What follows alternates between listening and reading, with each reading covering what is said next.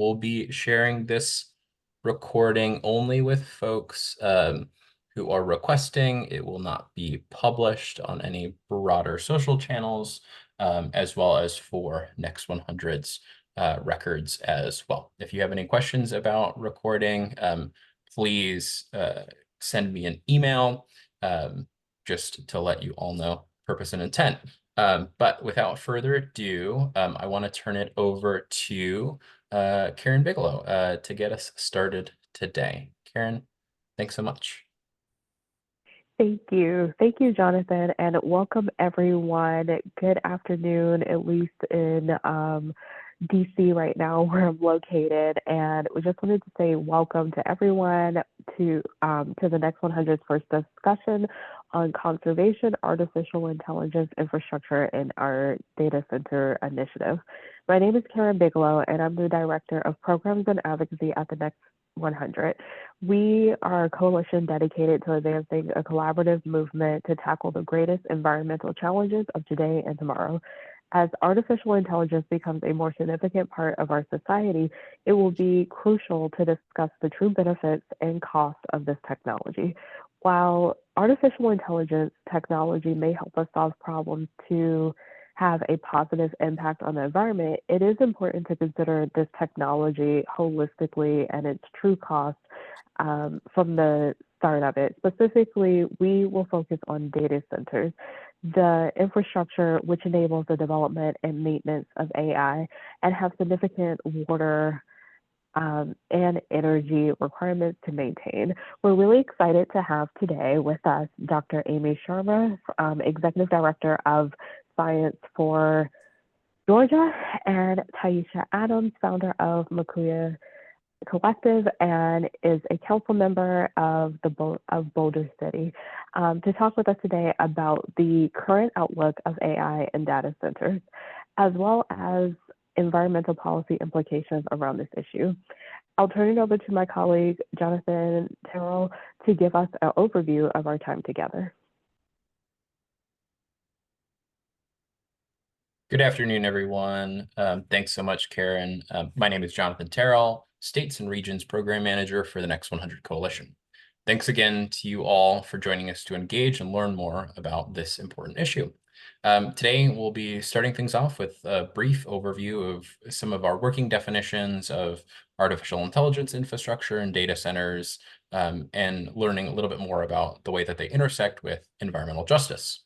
We'll then be hearing from our speakers, Dr. Amy Sharma and Taisha Adams, on some of the technical and policy opportunities and challenges with artificial intelligence infrastructure. There'll be some time to ask some questions and dig deeper into how we can respond to artificial intelligence development and the maintenance of these facilities as it impacts our communities. And at the end of our time together today, we'll tell you a little bit more about our plan to address opportunities and challenges whenever it comes to artificial intelligence infrastructure, as well as do some polling to help us prioritize some of these plans and be responsive to you all. First things first, want to spend more time talking with you or interacting with you and less talking at you. We're going to do a couple of quick poll and survey activities using Mentimeter. If you're familiar with that software, you're welcome to follow along by giving this QR code a quick scan from your phone, or if you want to join in a different window on your laptop, feel free to join below. Wonderful. I am going to switch screens really quickly over to the Mentimeter poll. Okay. I'm going to go ahead and get started with our first question. Just a word cloud. Giving folks a sense. What do you, a sense of where folks' minds are at? What do you think of when you hear artificial intelligence? Go ahead and add a couple of words here into the cloud. It should give you a couple of opportunities to do so, and we'll see where folks are landing. Whoever put Terminator, I appreciate that. Hal, okay. Seeing a couple of things in kind of the sci-fi realm like that a I lot. Robot, definitely. Scary. That's right. Technocrats. Innovation. Technocrats is Existential. nice. There comes Baseball. one Common more. focus. Let's see, innovation, dystopian. Okay, a lot of, I really like all of the feeling words that are happening here, as well as some of the intersections that I'm already seeing with pieces. I don't know why that water is not joining with the other one in order to make a bigger water word. Okay, taking my job. Okay, thanks everyone. Okay, keep them coming, keep them coming. Thanks so much for participating in that word cloud. I'm going to keep it up and let folks add more as they join. We're having a couple more folks join in late. If you're just joining us, please feel free to participate in the Mentimeter. There should be a link and code on top of the screen, or send me a direct message in the chat if you're having trouble. All right, so artificial intelligence, what is it? What are we thinking of it as, right? At the broadest level, we're thinking about artificial intelligence as an advanced computing technology, which mimics the activity of a human brain. To do what? Recognize patterns, solve problems, and adapt to changes, making it potentially useful to support problem solving in science, medicine, and technology at a rate of acceleration that maybe wouldn't otherwise be possible in our lifetimes. For example, AI models of complex systems can better predict climate disasters and improve battery life for cars and other energy utilities. Of course, the ethics of these AI systems across a multiplicity of their use cases really depends on the ethics of the way that they're programmed, the data with these AI systems use to learn these patterns, and many other factors, as Taisha will talk about and kind of get into some of those potential use cases later today. What's really, I think, important to take home is as AI becomes widely adopted across every sector, it's important to better understand the hardware that enables this artificial intelligence infrastructure and the consequences of its development and maintenance. So next poll question. What do you think of, let me forward here, let's see. Okay, go to the next question. Let's do a quick institutional knowledge check. I can accurately describe what a data center is and its impact on the environment. A couple of different options, in a pseudo sort of Likert scale for folks that are familiar with that metric. Is this a new concept to you? Or is it something that you've kind of only heard glancing at? Is it something that you feel like you could talk to, accurately whenever it comes to some of the folks who are maybe other experts or sort of, have intersections in environmental and technical knowledge about this stuff? Or is it something that, you feel like you could talk to a stranger in the grocery store or to friends and family who aren't, interacting with this stuff on a day-to-day basis? Give folks a second to respond.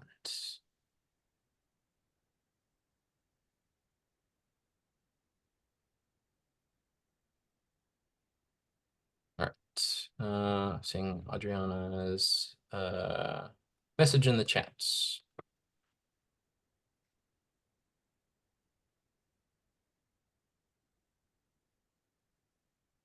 Oh, awesome. Sweet. Okay, give folks a couple more seconds to continue. Is everyone else still seeing that taking my job in water there on the back of the screen? I think Mentimeter's having an issue. Okay, just double checking that it's not me. Thanks. Thanks, Claire. Okay, give folks a couple more minutes to respond. Looks like we're kind of seeing a good understanding, okay, on the data center piece specifically.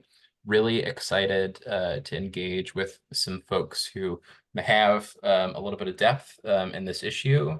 Really looking forward to having conversations predicated on some of those institutional pieces of expertise following. If you haven't answered this question, feel free to keep going. I am going to keep us moving along. Really directing us to talk more about data centers. These large resource-intensive facilities that are used to house and cool the servers that host the artificial intelligence programs, right? What's really interesting is the number of parallels that we've been thinking at around data centers and the race that I think a lot of us are seeing in the news to talk about the data center issue. It's similar to the space race or to other pieces where there's government and private industry collaboration to certain ends. Taisha will speak more to in her presentation as well. What's I think really important is uncovering and building our community's awareness around some of the consequences of this increased demand for data centers, their development and maintenance, and the local and national impacts that they have on environment, public health, water resources, energy demand, and critical mineral extraction, among others. We're really excited to have Amy talk to us a little bit more about these data centers and the technical kind of requirements and challenges. But I have one more question for you, just to get kind of a final sense before we keep moving on. And I might have to, let's see, there we go. Last question. What are your thoughts about data centers? Type a couple of phrases or thoughts in the chat. Just open response. Curious to see sort of where folks' heads are at here before I turn the mic over to Amy.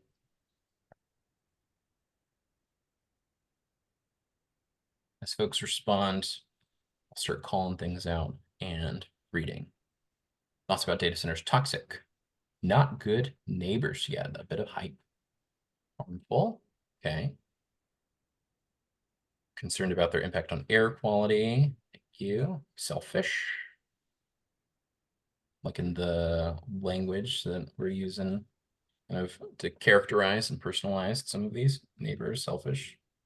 Some info known, but more to learn. Implications for the design of communities and health and well-being of people in communities.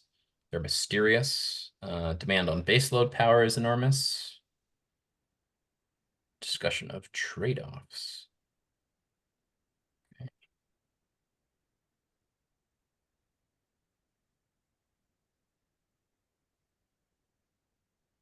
Seeing some messages in the chat as well. Concerned about data centers and impact on environment.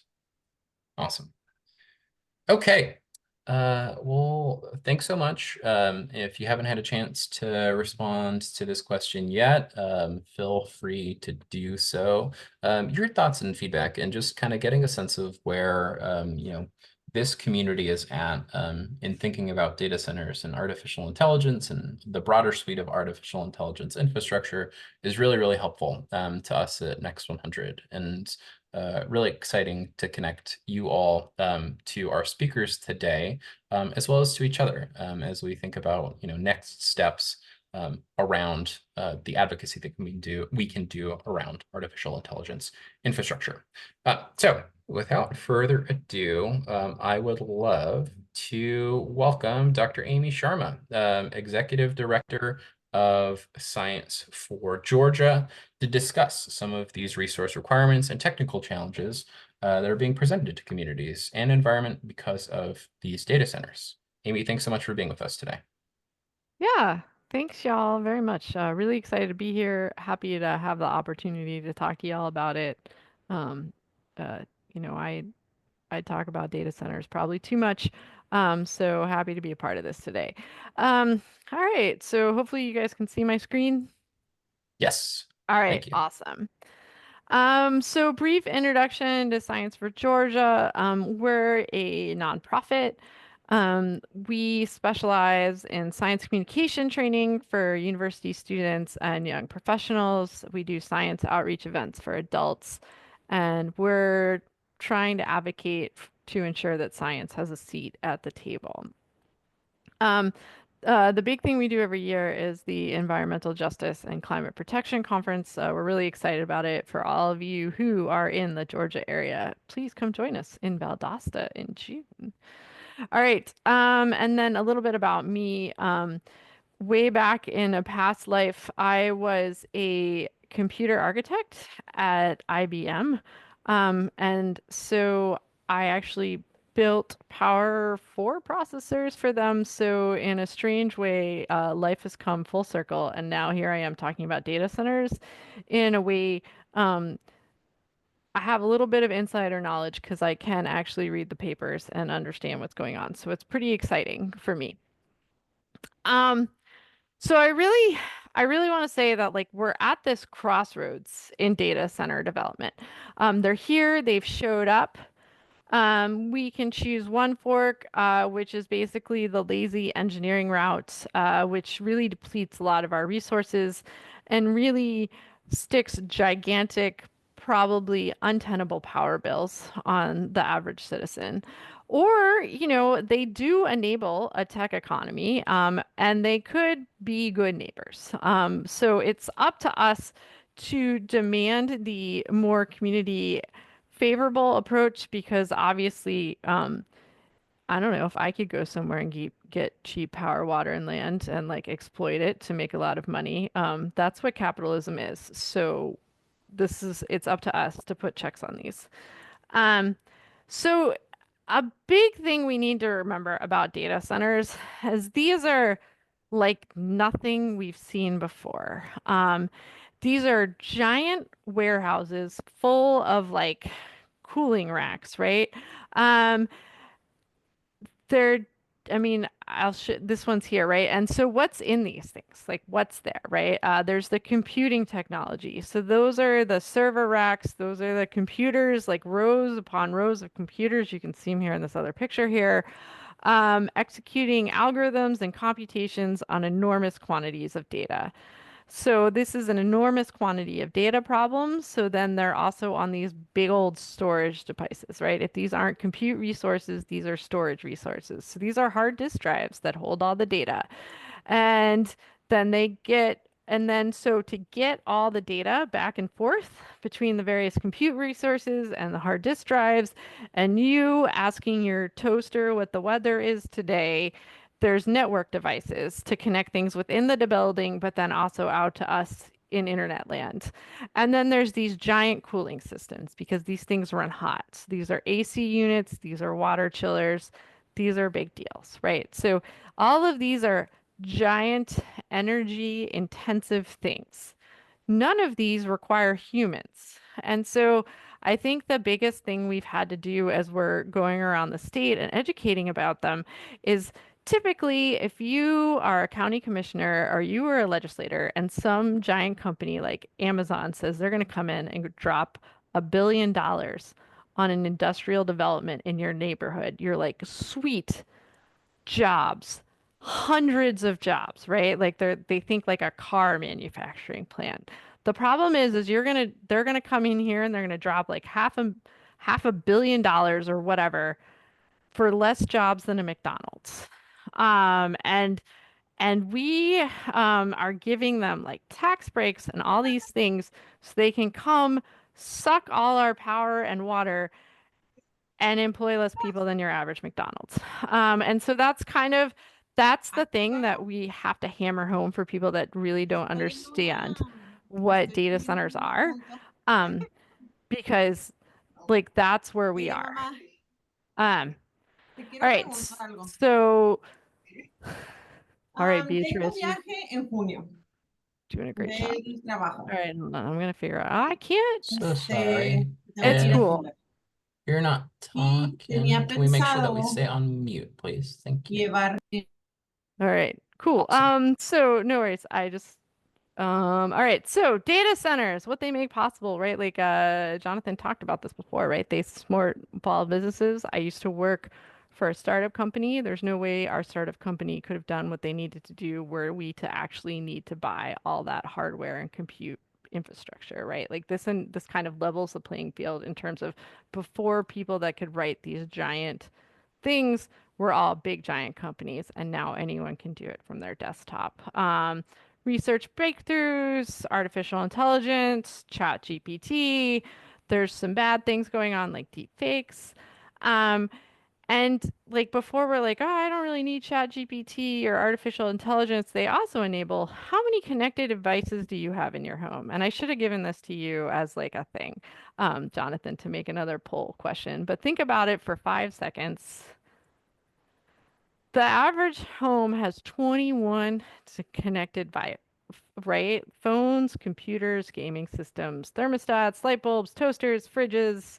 So like part of the data center plague we did to ourselves, right? And this is also the reason we can't just like wipe them off the face of the planet. Sometimes you can be like, hey, that's really terrible for the environment. Let's just stop doing that. Um, I like the internet. I welcome our AI overlords. Like they're not going anywhere. So kind of to break this down, what are the known knowns about data centers? As a former engineer slash computer programmer, I can tell you we are motivated by externalities. If there is a cheap, fast, quick way to do something, we're going to do it just like every other human being on the planet. So developers are gravitating toward cheap land, energy, and water because why not?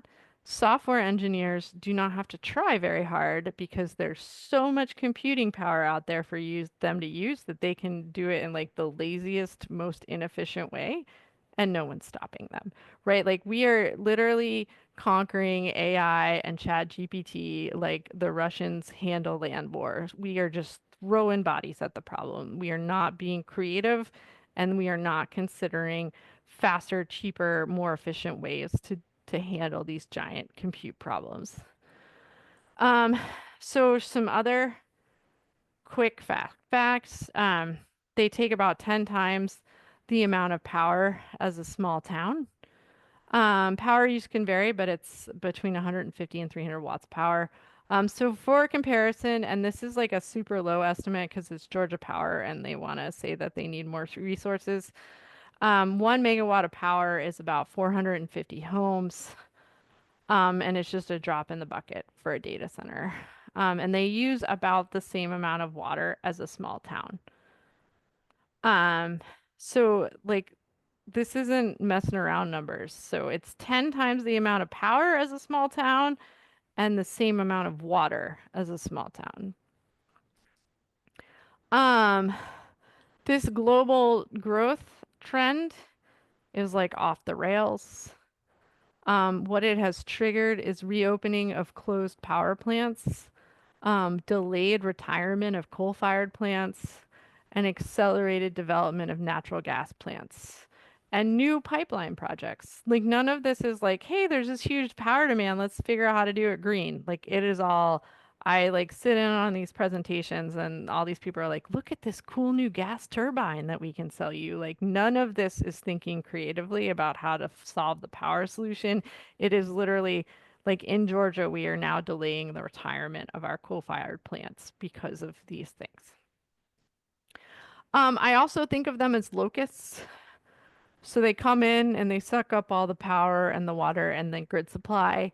And then when they realize they've reached the capacity cap in one state, they move to the next state that wants to offer them benefits. Because again, policymakers have not caught on to the fact that these guys offer absolutely nothing for what they are taking from you. So they are like they're just like moving from market to market around the country.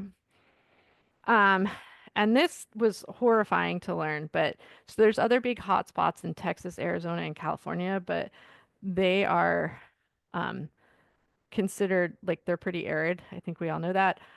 Georgia has cheap land power and water, and we're considered water rich, which is part of the reason we are like off the charts in development down here in Georgia. And also, if you haven't put this together, when it's hot outside, they also need more power and water, just like the rest of us. And I just put this in here for locals. They're always like, oh, we're supporting Georgia businesses. Actually, most of those centers that come here because we're considered resource rich are so expensive that local Georgia businesses can't actually afford to use their space. Startling facts. The total power capacity announced for current and planned data centers, and I just threw in crypto mines because why not, is 10 megawatts, or I'm sorry, 10,000 megawatts. That's the equivalent of 4.5 million homes, pretty much the same as the number of housing units in Georgia. Uh, s- uh, and the total water usage they're talking is about the size of the Savannah metro area. So this isn't like joking around power and water usage. For comparison, we just opened 2 new reactors at the Plant Vogtle nuclear power provider in it's near Savannah.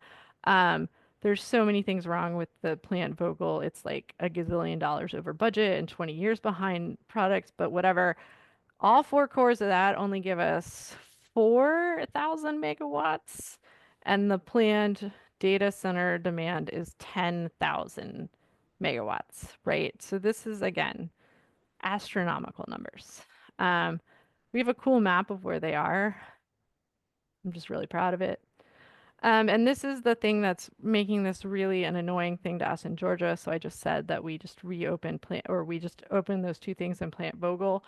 Our power bills have gone up $43 a month in the past 2 years because of Plant Vogtle finally opening and a bunch of other things going on with the grid.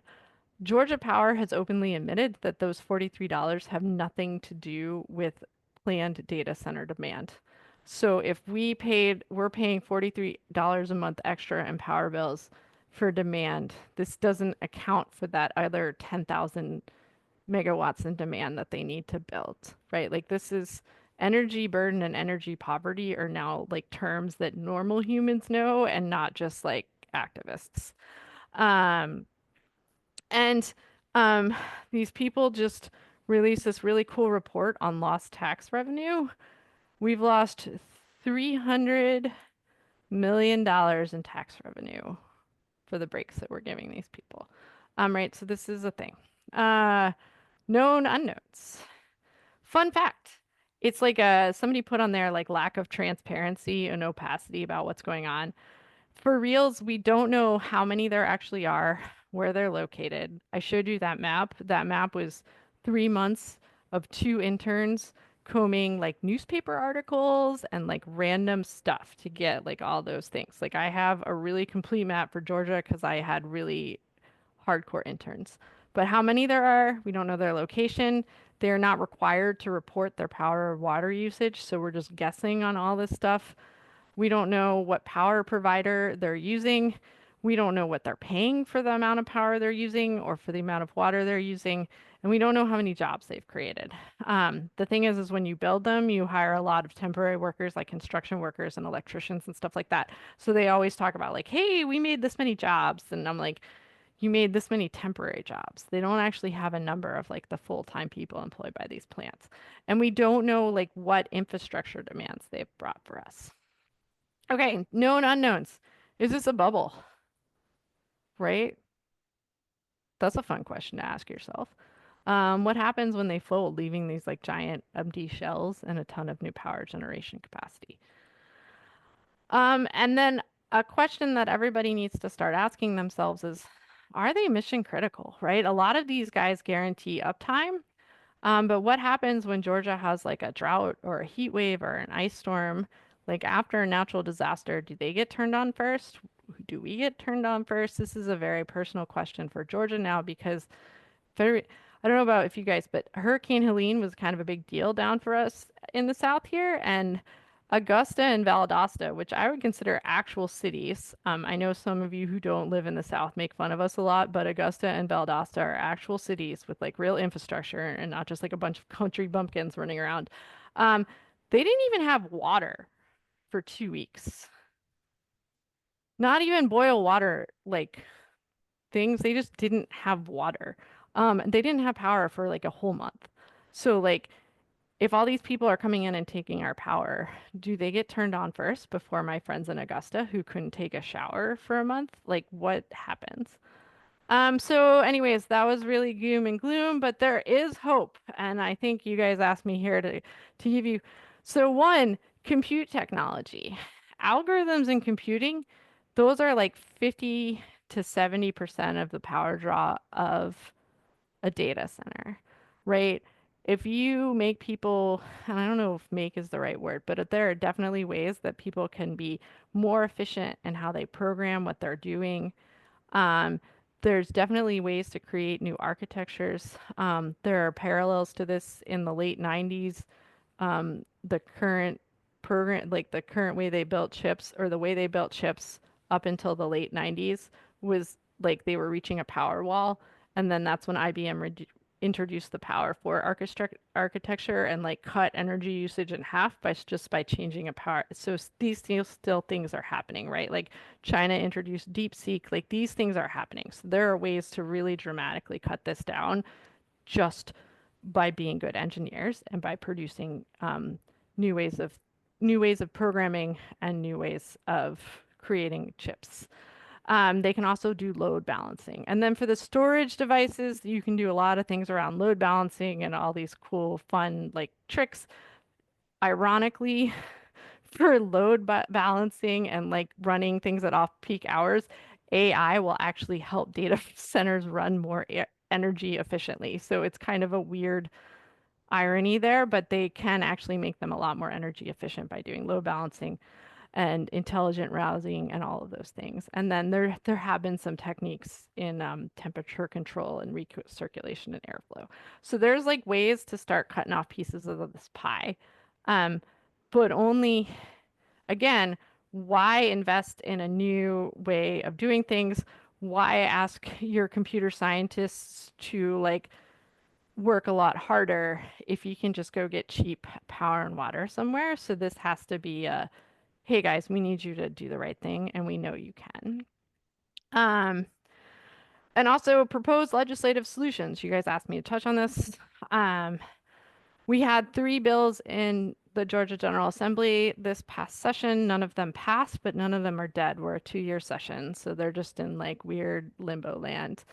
So the first one was super cut and dry. If a data center requires more power generation to be built into the grid, they have to pay for it and not consumers. Seemed pretty cut and dry. Still couldn't get it passed. Reestablishment of a consumer utility council. We are one of like 3 states that does not have a consumer ombudsman. I really need to learn how to say that word. On like so there's the rate setting councils that sets the rates for electricity bills, and we do not have just like a straight up consumer advocate on that. So this would have them sit there. So that would be really helpful.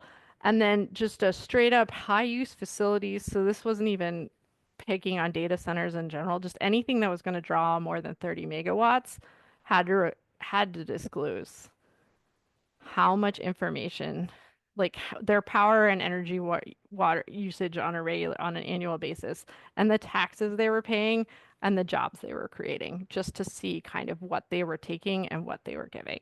And so those are all still on the books and all active. And everyone's going to ask, can we get the slides? I'm sending the slides to Jonathan, and that's why there's like links in the slides.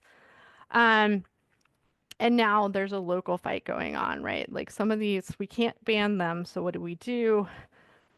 These places need to be rezoned. Like, and when they come in, they're so big, they need to be zoned by local community councils. So we're working with them now about when they have to come in and pass a new zoning. What do you want with them on a local level? What sort of infrastructure and how do you get them to pay for it? And so kind of working with them, like making city councils on like a case by case basis, start working with them because that's how you start. So that's us and that's me, and I'm happy to take any questions, or actually, I'm not running this thing, so I'm here. Thank you so much. I really appreciate your time. Amy, thank you so much. Really appreciate yours. really, really excited to get into crosstalk and conversation between you and Taisha. But to keep us moving along, I want to go ahead and introduce our next speaker, Taisha Adams, founder of Mukuyu Collective and Boulder City Councilor. We're really excited to have you here with us today. Noting that the comments that you make are your own and are not affiliated with Boulder City. Thanks so much for taking the time. Let me go ahead and share the slide deck here. Okay. Wonderful. And it's all you. Wonderful. Thank you so much, Jonathan. I'm going to put in my little timer on. Good afternoon, everyone. Again, my name is Taisha Adams. I use she, her pronouns, and I'm zooming in from the land of the Ute, Arapaho, Cheyenne, Shoshone, and 48 other tribes that still call Colorado home. I am the CEO and founder of the Mukuyu Collective, and also serving on Boulder City Council, though my remarks today are my own and are not reflective of the entire city of Boulder. Next slide, and a little bit about myself and Mukuyu Collective. So Mukuyu was established in 2020, is a social entrepreneur, really at the intersection of climate and culture. And so we work with our clients to awaken and align purpose with practice, expand cultural competence, and co-create pathways to amplify impact and outcomes for collective liberation and environmental stewardship. And we do that in two primary ways. The first is through consulting services. Oops, I forgot to put my little focus areas, but primarily strategic planning, governance, basically who gets to make decisions about our present and our future. And how do we work better together to do that? And then, of course, our speaking and our training services, really centering storytelling, audience participation, and actionable strategies. So today I'm going to talk primarily about the intersection of artificial intelligence and data centers. And I know the crux of this conversation has really been around data centers. So thank you so much, Amy, for the quick and dirty. And I look forward to getting the slides and diving into the links. But to her point, around data centers have been around much longer, formerly known as computer rooms, much longer than artificial intelligence and particularly generative AI, which has really accelerated over the last 4 to 5 years from a policy perspective. So really wanted to start off with the content that is accelerating the need for data centers, which is generative AI. And I wanted to start briefly with why I treat AI like a cotton dress in the 1700s.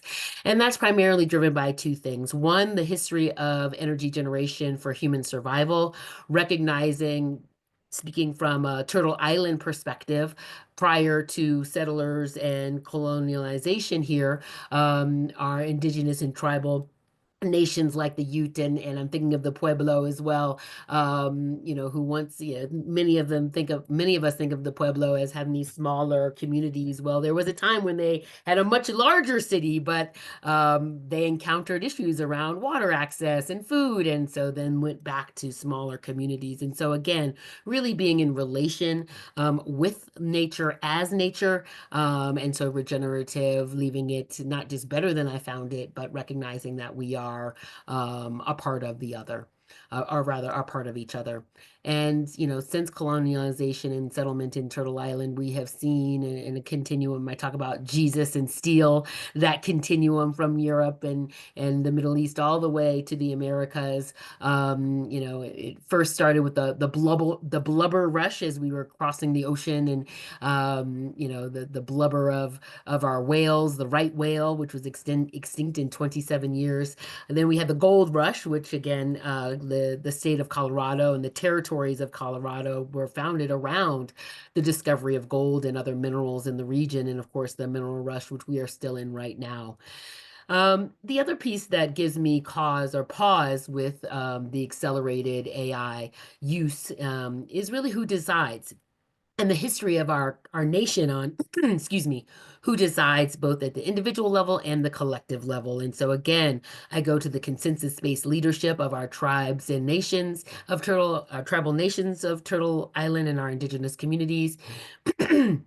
And then I look to the early U.S. federal government, territorial leaders like former governor, territorial governor Evans here in Colorado, who was responsible for the Sand Creek massacre, and of course, businesses and business leaders ranging from banking to railways to, but again, recognizing that on that list, we the people is not there. Again, recognizing who not only gets to vote, but also who has the authority to represent communities, to make decisions, whether it be at the federal, state, county, local levels, and as well as our business communities as well. And I'll continue to emphasize the business community because as I look back on governmental history in high school in the 1900s, I'm reminded that very little was shared in those history classes about the role of business and the relationship to governments. So a few years ago, I started to learn more about AI and particularly a book called The Atlas of AI, and did a deep dive. And Kate Crawford talks about her definition, and she reminds us that AI systems are not autonomous, rational, or able to discern anything without extensive computationally intensive training with large data sets or predefined rules and rewards. She also reminds us that it's more than natural resources and fuel and human labor and infrastructure, which are really, really critical.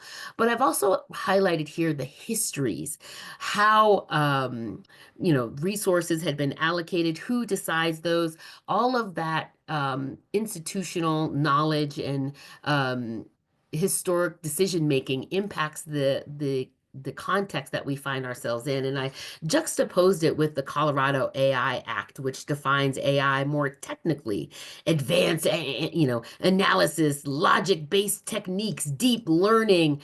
But what's not here is the human labor. What's not here is natural resources. What's not here is the histories, the classifications, recognizing that it is both embodied and materials. And so that's a theme that I continue to see that is anchoring and centering the technological advancements, but underplaying, and if it acknowledges at all, the impacts to humans, the soil, the air, the water, our present and our future. I am a AI skeptic, but I am also reminded often of the meaningful, responsible AI use cases, one of which is out of the Black and Marine Science Group.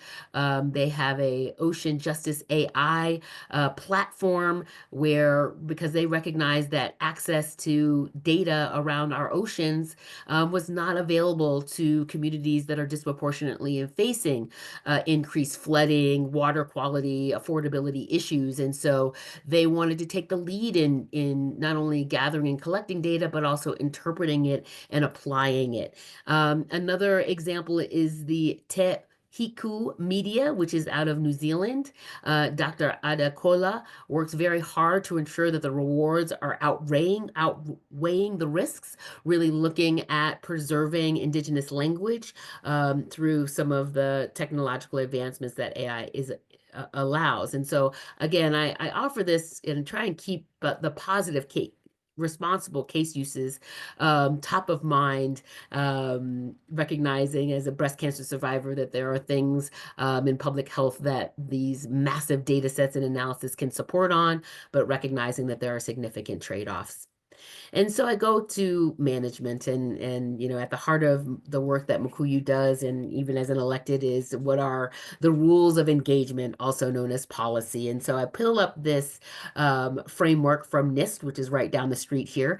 And they have an AI risk management framework playbook. And I've got some other resources that I can share another time. But really, I lift these up because they really anchor three kind of indicators for me. One is measuring, so who is responsible for what, who has the authority to make decisions in the design, development, deployment, assessment, monitoring of these systems.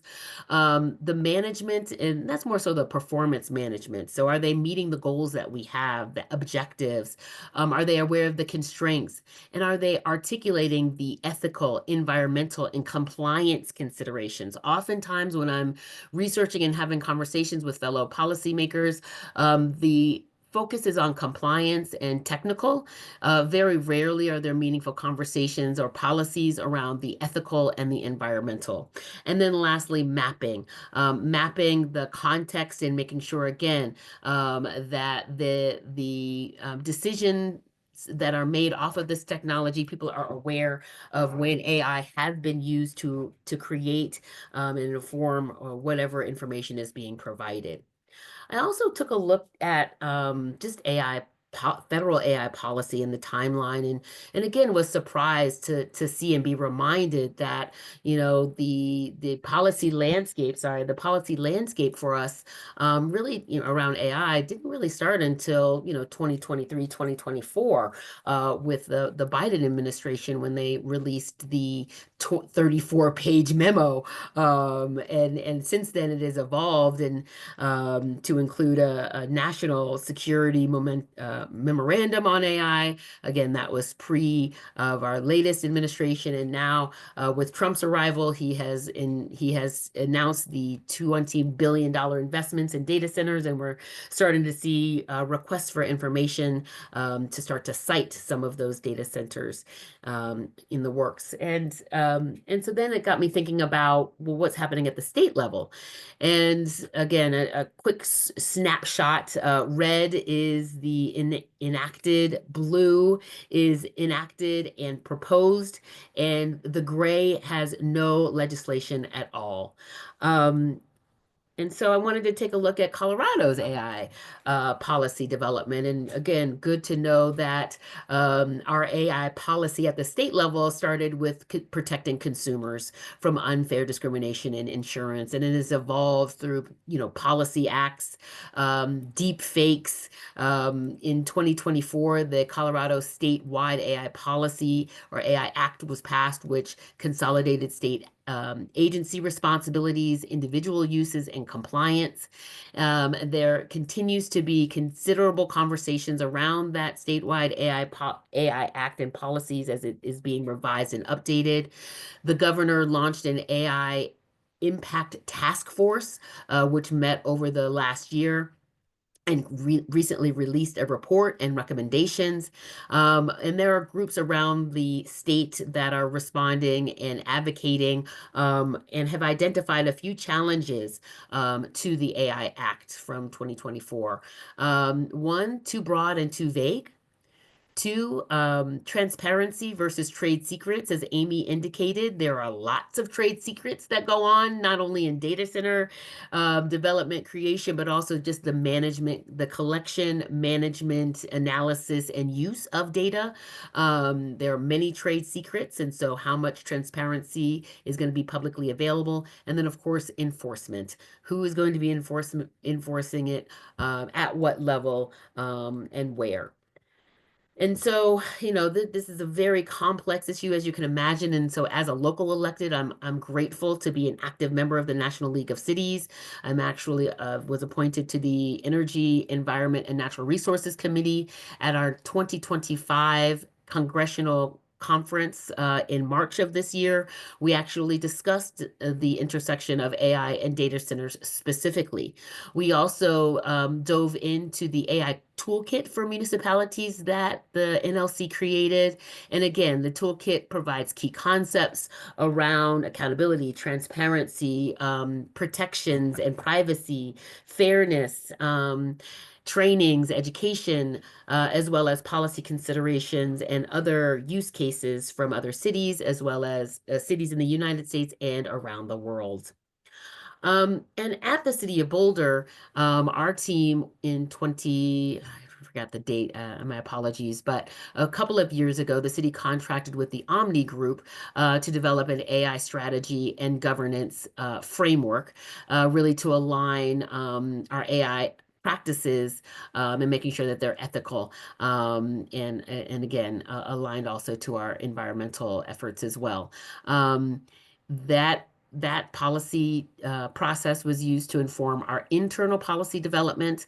After learning about the use of AI by our Boulder Police Department, thank you Boulder Reporting Lab for letting us know, I was able to submit a request to council to discuss AI use and values alignment, particularly in the areas of climate resilience, water and energy, and ethics and bias. This request is being resubmitted after learning about our current AI policy, and especially in learning that although we have rigorous AI policy and enforcement and oversight internally, we do not have any clauses in our contracts with researchers, vendors, and consultants around their use of AI. So again, a real opportunity and growth area. I'm going to briefly talk on data centers. Next slide. As I was reflecting on data centers and the accelerated nature of them, I'm reminded of the railroads again. Much of which started before the establishment of states in this country. And so there's a really deep relationship between, again, business and federal when it relates to some of these topics. And I'm seeing a real parallel between railroads and data centers.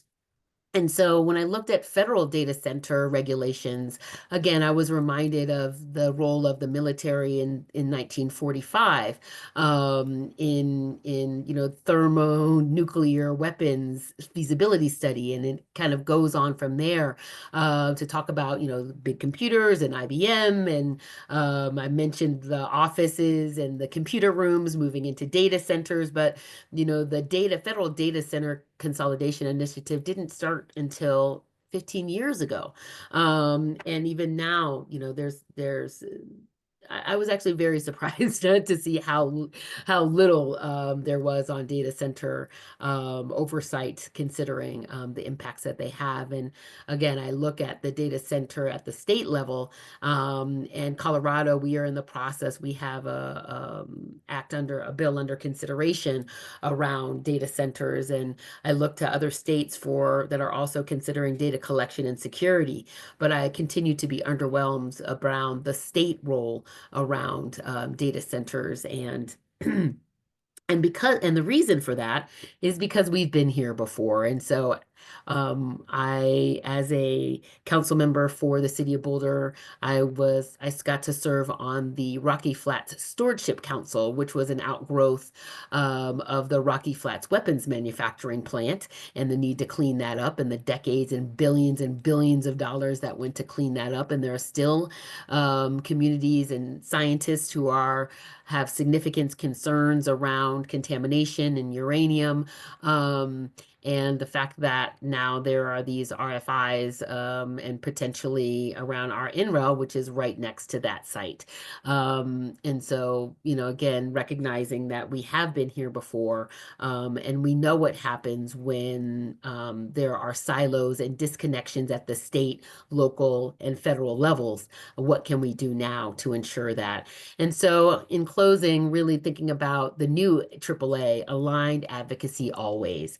So communicating directly with decision makers at every level, connecting with your city council representative, your county commissioners, your state representatives, and your federal representatives directly. Learn and find out how much do they know. Are they talking about AI and data centers in their newsletters? Are they holding town halls around these topics? Are they sponsoring or co-sponsoring any legislation around these issues? And if not, why? It is absolutely critical from that perspective, but there's not only decision makers there are decision makers at our boards and commissions at the state and local level. I think of our former oil and gas commission. I forget what they call themselves now. At the state level, we also have similar water boards and commissions at the county and state and city level. Then, of course, we have aligning the elected and the legislative efforts. And again, MLK warned us to balance our legislative and electoral efforts. So once laws are passed, we need to make sure that they're resourced, monitored, and evaluated appropriately. And then the last two are around the connecting movements and coalitions. So I see a lot of different coalitions, and I'm seeing more connection and collaboration across coalitions, but there still needs to be stronger, because a coalition in my mind is a short term, right? 3, 5, 10, 15, 20. Movements are 20, 30, 40, 50 years long. So how are we connecting that? And that takes us also to that short-term versus long-term strategy, right? So short-term, days, weeks, months, years, decades. Long-term is centuries and millennia. I appreciated the reminder from our Chinese counterparts of the 5 million years that China has existed. And it's time for all of us to be thinking in millions of years, not just decades. I will share my activation station with Jonathan, and we'll have some more resources for you, as well as my own learning and activation go-tos. and then, yeah, in closing, again, who decides what when, who benefits, and not just humans, but also water, soil, air. What are the climate benefits to what is happening? And we need to be clear. It's not just about what we don't want, but what do we want? And then lastly, always follow the movement and the money. Thank you so much. Taisha, thank you so much. Yeah, a big round of applause, digital applause for both Taisha and Amy. Really excited to have you both. And would love to take some time back and have some conversation with the two of you. Yeah, just really wonderful presentations. It has my mind sparking in a lot of different directions.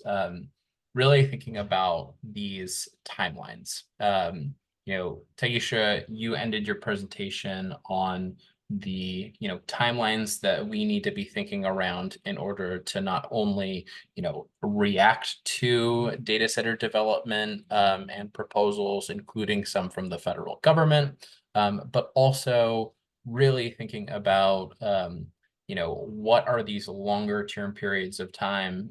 Amy, in your presentation, some of the far reaching impacts of these data centers as they go from state to state and use up these natural resources, these earthly gifts. So I guess my first question, and I want to give plenty of time back, so I'll ask one and then I'll open it to our audience for any additional questions that they might have, is what are the kind of short-term priorities that you see for artificial intelligence infrastructure and data center policy to strategize around? What are some immediate steps that we can be taking as an environmental community around this issue?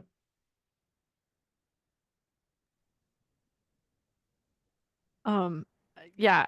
So I would say like our biggest priority here in Georgia, and I think, is transparency. We don't know where they are. We don't know what they're doing. We don't know how many resources they're using, right? So like, how do you get them under control? How do you ask them to be better neighbors if you don't actually know what they're taking right now? So I would say like the shortest, and that's also it's a lot easier of a legislative lift. I'm not asking anyone to spend any money. I'm literally asking them to just like tell me what they're doing. And so that's our biggest priority, is what's going on here so we can get a handle on it. And then the other thing is getting the word out to municipalities, because they're the ones that are approving these as they come in, and just helping them to understand what they actually mean. And a lot of them, we're handing them sample like 90-day moratoriums just so they can like think about it more. Taisha, is someone who's involved in municipal government, reactions? No, 100%. And as I mentioned in my presentation, at the conference that brought city council members from across the country together, it was fascinating to hear them talk and to see how different communities have been impacted. There are some that have, an unbelievable amount of data centers in their communities and others that have zero. And so, again, I think from a local elected position, there's a need for continued conversation amongst ourselves because going back to that 1400s divide and conquer edict, it's still working here, right? I remember last year somebody came up to me at a conference and said, "Oh no, they're doing data centers and they're not using any water at all." No. So I went to a Brookings Institute water specialist and I said, "Hey, friend, I just heard about these new data centers with no water." And he said, "I've never heard of that. What are you talking about?" But this was a mayor in a community that had been told this from a business that wants to operate in their community. And so it's really combating miseducation and misinformation. I think of the surgical miseducation campaigns of the sugar industry and tobacco. And we're seeing similar misinformation campaigns that are going towards local electeds to get this information out. And so that's why I was asking people to go and talk with their local electeds, because you need to know what is their level of understanding around these issues and who are they talking to? Who are their experts? And so there's that. But then I also, again, anytime I'm pointing a finger at anybody, I got three back at myself. And I think back to what's good in my hood. And what I love about that work that was done by the woman whose name somebody will remind me of later, is that there was a section in there that talked about water. And the first step was having us assess how much water we use in a week. And I just thought, oh, and so again, I think that both there is this need at the macro level, at the policy level, to assess and determine AI use, quality, et cetera. But there's also that need at the individual level, because I see people using, as I said, the use cases range widely, right? And if you're reformatting your resume, that's very different than if you are, calculating the weather predictions for blah, blah, blah. And so that's where, again, I'm eager to see more effort. Thank you both so much. We're here till 4. We've got some closing comments, but just want to open it to our guests and audience today. Any questions for these two or for us at Next 100 around this issue? Yeah, want to open it to questions. Adriana, thanks so much for dropping messages in the chat. Yeah, feel free to come off mute, ask a question in the chat. We're rounding down the conversation with a small group of folks, so don't be shy. And while that's coming up, I see Adriana, hey girl, hand up. But I saw in the chat box, Amy, you mentioned that they're not really trade secrets. And although I agree with you, sadly, other people who made rules decided that they were. I know, yeah. So that's is only based on who gets to decide what a secret is. That's true, but that has been part of our like education at the legislative level, is like they're like, why it's a trade secret, and like, no, it's not. Like, let me tell you why it's not a trade secret. Has been very helpful for them when I'm like, how much power my toaster used is to not tell you how it works, right? And like that's been like a very helpful analogy to them. Adriana, go ahead. Hello, Taisha. So good to see you. Oh my gosh. Anyway, sorry. No, this was super, super helpful and informative. I'm just so grateful for this to be in the conversation, because I think what really stuck with me is what you said, Taisha, was around like what's good in my hood. Like, I'm definitely guilty of using ChatGPT. Like, I'll call myself out because like I'm juggling 4 jobs of like one as ED, right?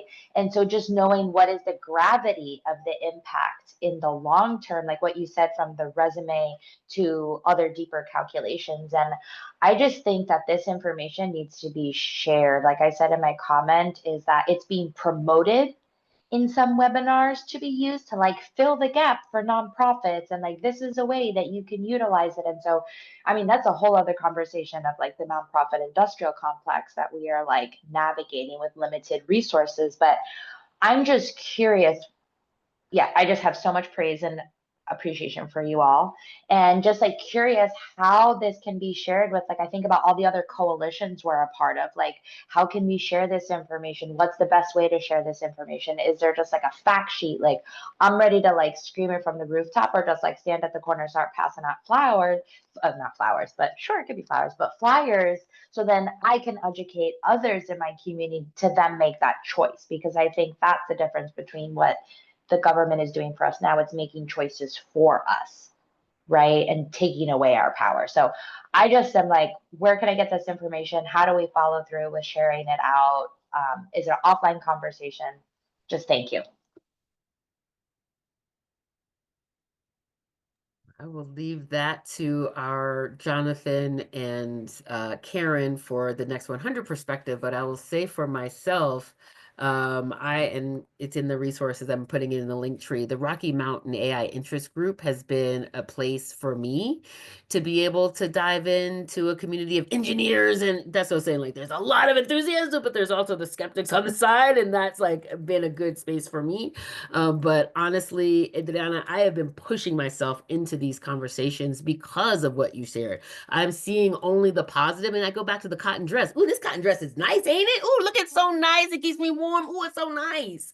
But if I don't know how it got here and I don't know who did it, right, then it may not be so nice.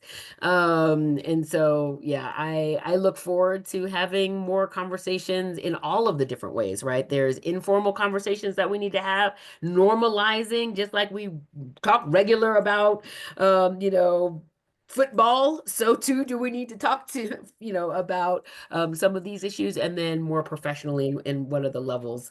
I certainly hear you on that. Amy, I'm curious if there are, I know that your organization does a lot of work around this particular area. So I was curious if there's some specific trainings or workshops, or just your thinking around the training and education components. Yeah, it's a great question. So for sure, I've also just been like ramming my way into conversations. Like I'm like, hey, I'm here, right? And like, I showed up here because another group we work with told Jonathan, she's like, oh, Jonathan, Amy, stick a quarter in her. She'll just start talking about these things, right? So like, for sure, I am like here and happy to like educate people offline, online. I'll come to 1,000 of these things. It's just like what I'm doing this summer. But another thing that like our summer goal as an organization is 100% to put together like a toolkit, right? Like here's a bunch of generic talking points. Here's what, and like for legislation and policy, it's going to be centered on Georgia, but like here's local ordinances that we know work in Georgia, and here's laws that we know work in Georgia, and here's links. Like Virginia has a lot of these laws because Virginia has been like overrun. They're like the number one place in the nation for them.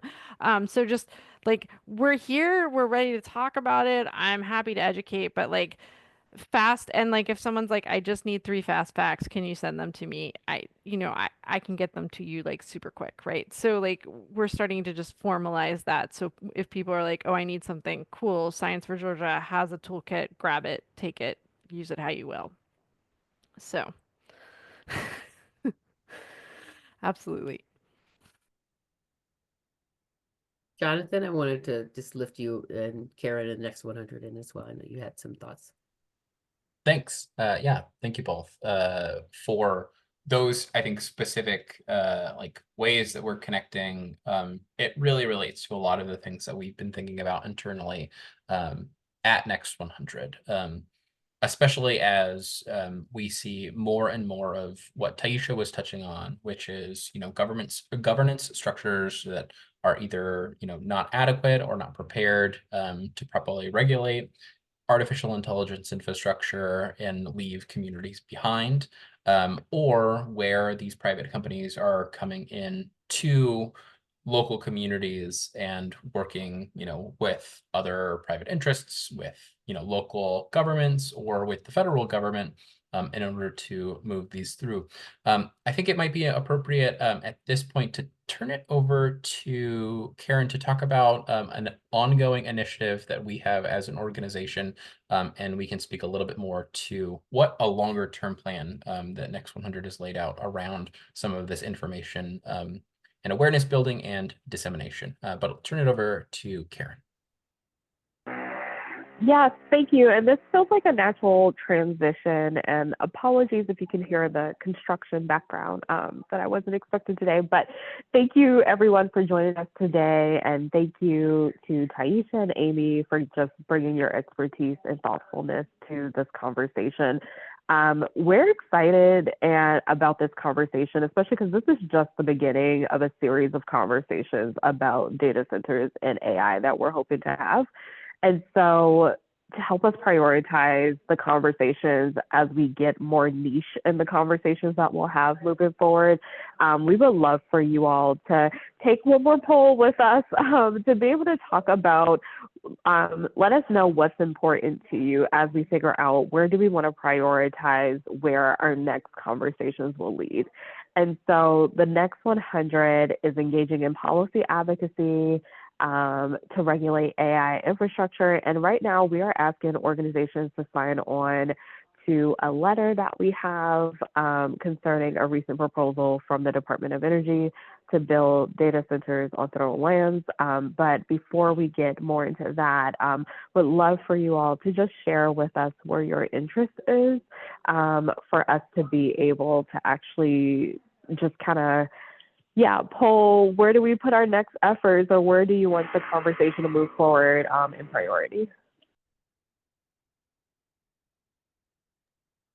Okay, it looks like the conversation is moving towards energy demand and utility affordability. Not surprised by that, but that's such an important conversation as we look at this around the intersectionality of what it means to do conservation along with communities. Taisha? I just love this slide. So, I mean, I don't love the slide, but what I am just resonating so deeply with the energy demand conversation and the utility affordability component, particularly, you know, and I just go back to the energy demands, right? I feel like we're centering the conversation around AI because it uses exponentially more energy than other types of technology. But I also want to honor that there are other things that we need energy for as humans. And there's other energy that, is needed by our natural landscapes and environments as well. And so, I have a big smile on my face to see that those are areas of interest for the group and the respondents. And if there is among these four options, not one that you're recognizing as aligning with some of your priorities around artificial intelligence infrastructure, learning, and education, feel free to drop those in the chat as well, or send an email to me.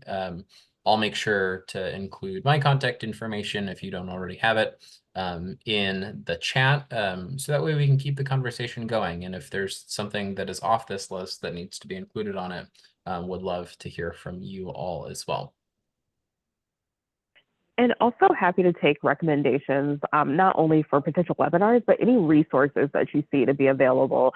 What numbers do you want? What information? If there's future case studies, can't promise that we can give all these things right away, but still helpful to know how can we resource people so that we're making sure that we have a well-informed network of people working on this issue.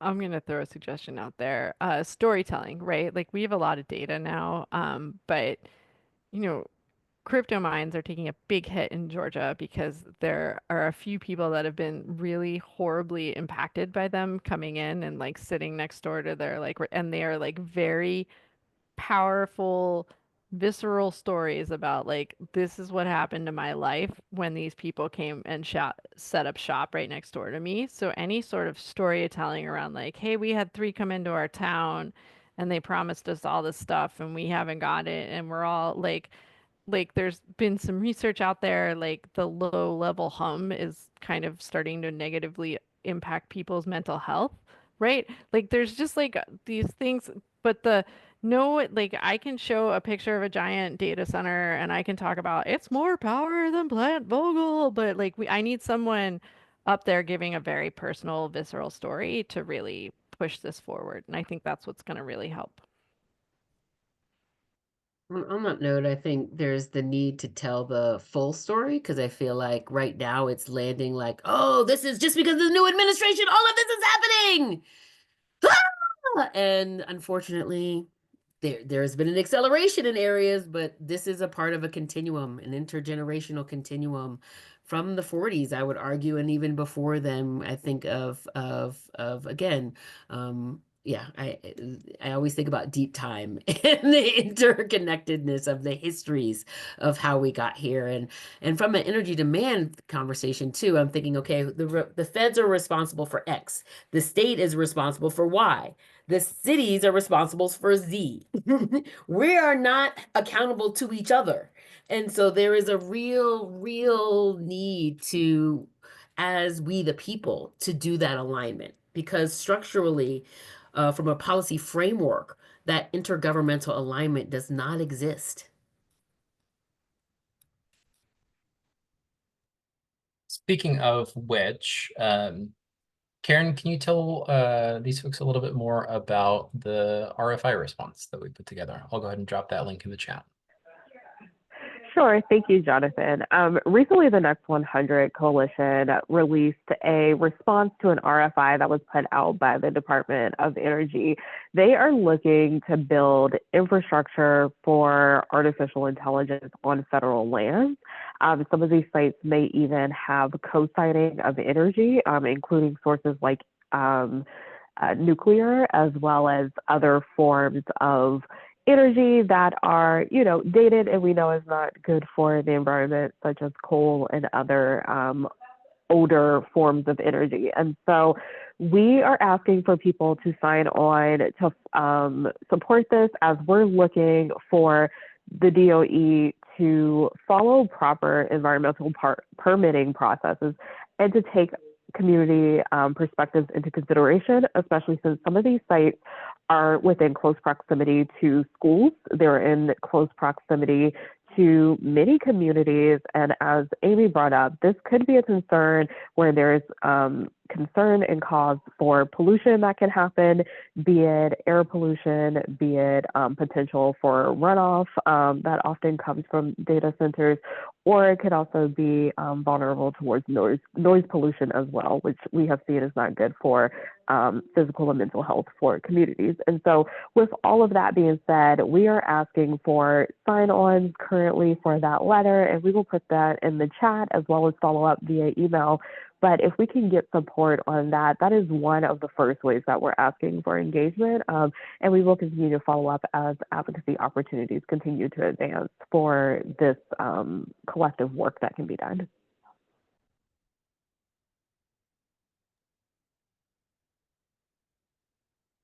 Thanks so much, Karen. Thanks again, Taisha and Amy. We're in our last 10 minutes or so. Want to offer both of you a few moments for closing thoughts to our audience and to Next 100 Coalition as we think about moving these issues forward. And if there are any other questions, we've got a little bit of time, but always happy to give folks time back on their day.